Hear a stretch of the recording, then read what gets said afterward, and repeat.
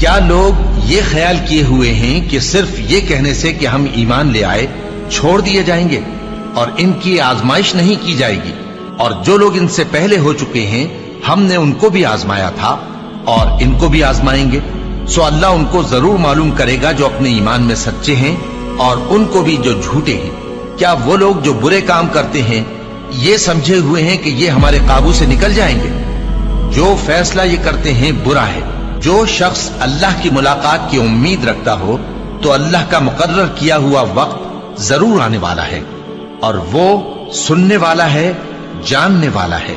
اور ہم کسی قدر خوف اور بھوک اور مال اور جانوں اور میووں کے نقصان سے تمہاری آزمائش کریں گے، اور صبر کرنے والوں کو بشارت سنا دو کہ ان لوگوں پر جب کوئی مصیبت واقع ہوتی ہے تو کہتے ہیں کہ ہم اللہ ہی کا مال ہیں اور اسی کی طرف لوٹ کر جانے والے ہیں۔ یہی لوگ ہیں جن پر ان کے پروردگار کی عنایتیں ہیں اور خصوصی رحمت بھی ہے، اور یہی سیدھے رستے پر ہیں۔ اور اے پیغمبر، ہم نے تم سے پہلے کسی آدمی کو بقائے دوام نہیں بخشا، بھلا اگر تم مر جاؤ تو کیا یہ لوگ ہمیشہ رہیں گے؟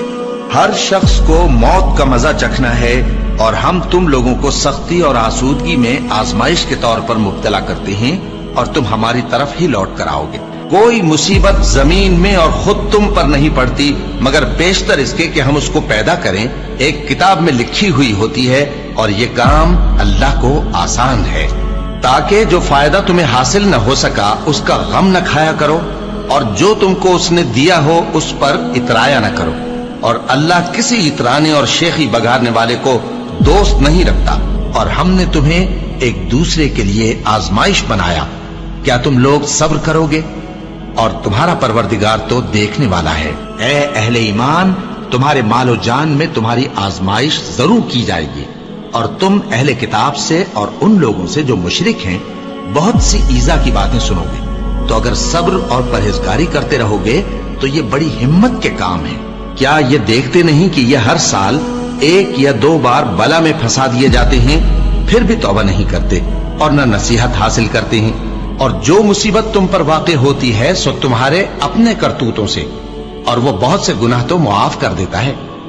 اور تم زمین میں اللہ کو عاجز نہیں کر سکتے، اور اللہ کے سوا نہ تمہارا کوئی دوست ہے اور نہ مددگار۔ کیا تم یہ خیال کرتے ہو کہ یوں ہی بہشت میں داخل ہو جاؤ گے؟ اور ابھی تم کو پہلے لوگوں کی سی مشکلیں تو پیش آئی ہی نہیں۔ ان کو بڑی بڑی سختیاں اور تکلیفیں پہنچیں، اور وہ صعوبتوں میں ہلا ہلا دیے گئے، یہاں تک کہ پیغمبر اور مومن لوگ جو ان کے ساتھ تھے سب پکار اٹھے کہ کب اللہ کی مدد آئے گی۔